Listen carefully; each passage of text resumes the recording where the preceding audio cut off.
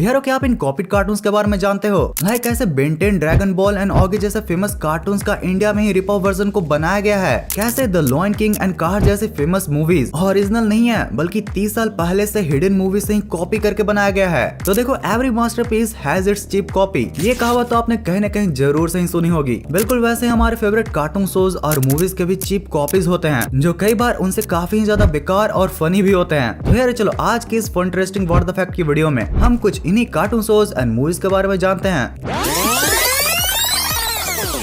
Number 1 Ben 10। भाई Ben 10 को तो हम सब नहीं देखा है, लेकिन क्या आपको इंडियन बेन 10 के बारे में पता है? अगर नहीं तो मैं बात कर रहा हूँ माय नेम इज राज के बारे में, और इससे आप बेन 10 इंडियन वर्जन कह सकते हो। देखो जैसे बेन 10 के पास घड़ी थी, ठीक वैसे ही इसके पास भी एक बेल्ट होती है जिसमें शुरुआत में इसको कुछ 5 अवतार दिए गए थे और सारी ही अवतार या बोलो क्रिएचर्स के अलग अलग पावर्स एंड वीकनेस होते हैं जिसमें कि अपने बेल्ट की मदद से ट्रांसफॉर्म हो सकता है। हाँ, ओमनीट्रिक्स के जैसे ही एक टाइम लिमिट के लिए। और अगर आपको याद होगा तो जब शुरुआत में बेन 10 क्लासिक को लॉन्च किया गया था तो ओमनीट्रिक्स में भी बस 10 ही एलियन हुआ करते थे। अब देखो बेन 10 में सबसे पॉपुलर एलियन है 4 आर्म्स। ठीक वैसे ही इसके पास एक मही नाम का एक क्रिएचर है जो कि 4 आर्म्स से काफी ज्यादा सिमिलर है। और ठीक जैसे बेन 10 को आगे चलकर और भी एलियंस मिलते हैं वैसे ही इसे भी और भी अवतार्स मिलते हैं। वैसे यार इन कॉन्सेप्ट्स को छोड़कर इसकी स्टोरी और एनिमेशन काफी ज्यादा अलग है। नंबर 2 छोटा भीम। भाई अगर बोलूं कि इस कार्टून ने भी कॉपी किया है तो आपको शायद ही यकीन होगा, पर यह बात कहीं न कहीं सच है। एक्चुअली में छोटा भीम में किसी एक जगह से कॉपी नहीं किया गया है बल्कि उसमें कई अलग अलग जगह से ही कॉपी किया गया है। अब यार कॉपी या फिर सिर्फ इंस्पिरेशन ही आप ही डिसाइड करना। तो यार जैसा कि आपने ड्रैगन बॉल सीरीज देखी होगी तो उसमें आप इन 2 कैरेक्टर्स को तो जानते ही होंगे। आपको शायद यकीन न हो बट आप इसका रिप ऑफ वर्जन देखो। अब आपको नहीं लगता कि ये छोटा भीम के कैरेक्टर्स और इनमें काफी सिमिलैरिटीज हैं?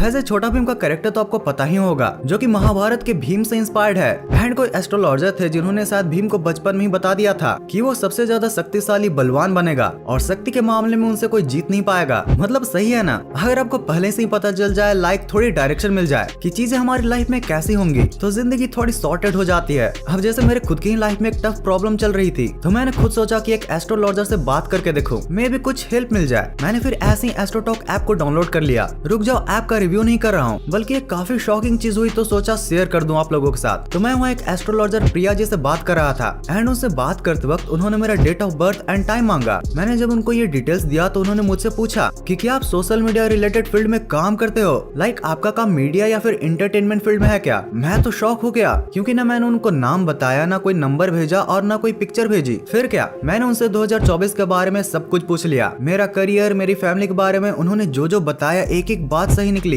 अब देखो लाइफ के साथ माइंड में काफी सारे डाउट्स रहते हैं कि शादी कब होगी, किससे होगी, जॉब कब लगेगी, कि सेटल कब हो पाऊंगा। अब भाई देखो क्वेश्चन से इशू सबके ही माइंड में आते हैं। अब अगर आप रिलेशनशिप में हो तो आपको ये समझना होगा कि रिलेशनशिप लॉन्ग टर्म में होगी या नहीं, इसमें फ्यूचर है कि नहीं। अक्सर जॉब में ये तक देखा है कि कुछ लोग 40 से 50 इंटरव्यू दे देते हैं बट कन्वर्ट बिल्कुल नहीं कर पाते हैं। एंड अगर आपके भी कुछ ऐसे इशूज हैं तो मैंने डिस्क्रिप्शन में एस्ट्रोटॉक ऐप का लिंक दे दिया है, वहां से अगर आप उसे डाउनलोड करोगे तो आपको अपनी पहली चैट फ्री मिलेगी।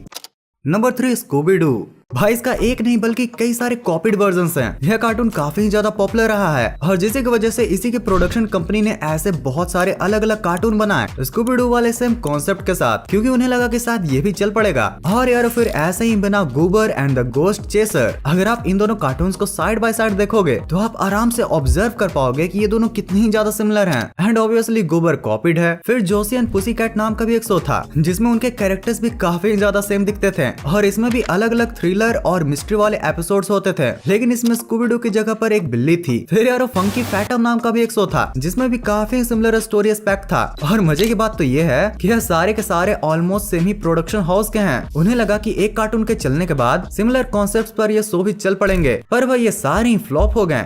Number 4 Oggy and the cockroaches. भाई आजकल इस कार्टून को इंडिया में कौन नहीं जानता। वैसे अगर इसके कॉन्सेप्ट की बात करें तो कई हद तक ये टॉम एंड जेरी ही जैसा लगता है और इसलिए कई लोगों को लगता है कि यह टॉम एंड जेरी से कहीं न कहीं कॉपी या फिर इंस्पायर होकर तो बनाया ही गया है। और यार ऐसा हो भी सकता है, लेकिन थोड़ा बहुत कॉन्सेप्ट सिमिलर होने का मतलब कॉपी नहीं होता। पर भाई वहीं अगर हम बात करें एक इंडियन शो पकड़म पकड़ाई की तो वो तो भाई ऑगी एंड द कॉकरोचेस का एकदम कॉपी ही सा लगता है। ऐसा लगता है कि सेम कैरेक्टर्स को उठाकर बस कलर थीम चेंज कर दिया गया हो, क्योंकि इसमें भी 2 डॉगी हैं जो कि 3 चूहों के पीछे पड़े रहते हैं और चूहे बिल्कुल ऑगी एंड द कॉकरोचेस वाले कॉकरोचेस ही की तरह हैं। भाई नाम, पर्सनालिटी, काफी चीजें मिलती हैं। इस कार्टून के साइड कैरेक्टर्स भी काफी सिमिलर हैं और हिंदी डब में तो इनकी वॉइस भी लगभग सेम है।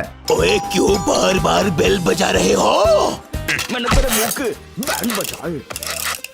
जा जाके आईने में देख। Number 5 cars. भाई अब तक हमने जो कार्टून्स देखे हैं वो ऐसे थे जिनका अब तक रिप ऑफ बना है, लेकिन क्या आपको पता है कि कार्स मूवी खुद एक दूसरे मूवी से इंस्पायर्ड होकर बनाई गई थी। और ऐसा कई सौ रिव्यूज करने वालों का भी मानना है कि 2006 में जो कार्स की एनिमेशन वाली मूवी आई थी वो 1991 के डॉक हॉलीवुड मूवी से ही काफी इंस्पायर्ड है। मतलब भाई दोनों ही के स्टोरीज में काफी सिमिलैरिटीज हैं। लाइक मूवी का मेन कैरेक्टर किसी अबैंडन्ड टाउन में जाकर क्रैश हो जाता है, फिर वहाँ पर उसको पनिशमेंट के रूप में सबको सर्व करना होता है। टाउन में जैसे जैसे मेन कैरेक्टर्स रहता है उसे रियलाइज होता है कि यहाँ के सभी लोग बहुत ही अच्छे हैं एंड उसे वहाँ पर एक वाइफ भी मिल जाती है एंड इसलिए वो मेन कैरेक्टर डिसाइड करता है कि वो वहीं पर अपनी अब जिंदगी बिताएगा। और भाई ये तो मैंने शॉर्ट करके बता दिया, बट पूरी ही मूवी में काफी सिमिलैरिटीज हैं। लेकिन यार जब कार्स मूवी लॉन्च हुई तो उसी के जैसा एक और रिप ऑफ वर्जन को बनाया गया था कार्स लाइव करके। भाई इसका और कार्स मूवी का कॉन्सेप्ट और यहाँ तक कि कैरेक्टर्स भी बहुत ही ज्यादा सेम है। ऐसा लगता है कि किसी ने घटिया एनिमेशन के साथ स्क्रीन पर कार्स के स्क्रिप्ट खाकर वोमिट कर दिया हो।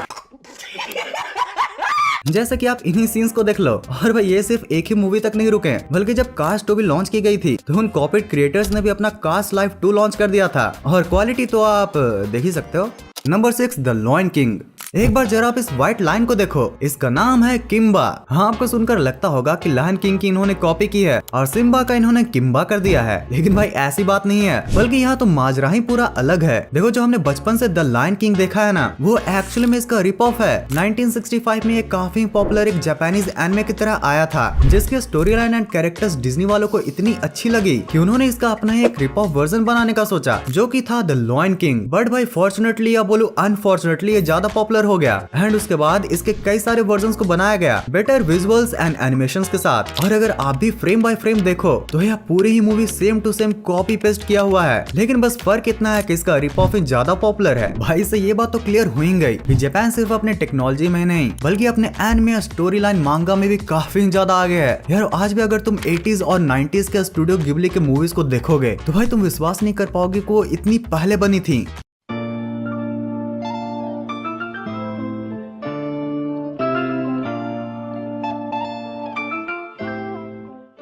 Number 7 toy story. भाई अपनी इस फेवरेट मूवी को हम कैसे ही भूल सकते हैं। भाई ये हर कंट्रीज में ही पॉपुलर है एंड ऑब्वियसली अगर इतनी पॉपुलर है तो इसका कॉपी तो होगा ही। तो जरा आप इस शो को देखो, इसमें टॉयज की जगह पर क्रेयॉन्स हैं। टॉय स्टोरी में जैसे ही एंडी के जाते हुए टॉयज जिंदा हो जाते हैं, ठीक वैसे ही शो में बच्चे के जाते ही क्रेयॉन्स जिंदा हो जाते हैं। और क्रिएटर्स ने तो इसका पहले नाम द क्रेयॉन स्टोरी भी रख लिया था। फिर बाद में जब लोग इसे कॉपी कैट बोलने लगे तो इस शो के क्रिएटर ने इसका नाम चेंज करके the hero of colour city रख दिया। भाई इसमें क्रेयॉन्स की पर्सनैलिटी टॉयज के पर्सनैलिटी से काफी ज्यादा मैच करती है। यहाँ तक कि इसमें भी एक कॉबॉय क्रेयॉन भी है हमारे वुडी की तरह, और आपको तो बज लाइटईयर पता ही होगा। ठीक वैसे इसमें एक ब्लू क्रेयॉन भी है जो कि एक पुलिस होता है। और भाई बज लाइटईयर ने जो उड़ने वाली टेक्निक को यूज करके दिखाई थी वैसे ही कुछ ये पुलिस भी कर सकता है, यानी कि लगभग सेम टू सेम। और इसमें एंडी और उसके मॉम की तरह एक बच्चा और उसकी मॉम की स्टोरी को दिखाया गया है। भाई भले ही इन लोगों ने आगे चलकर नाम चेंज कर लिया, बट आगे चलकर नाम की जगह डायरेक्ट सिंसी कॉपी कर डाला।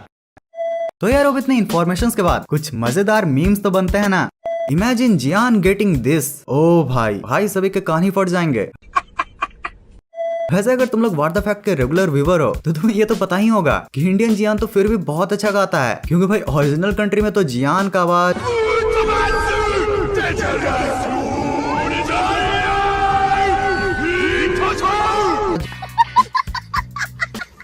सैवेज नोबिता बिलाई।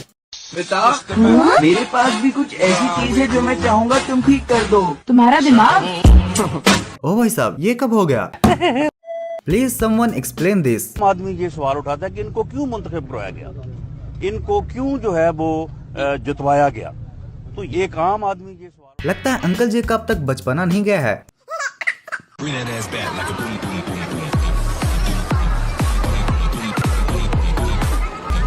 बॉबी देओल, डॉगी देओल।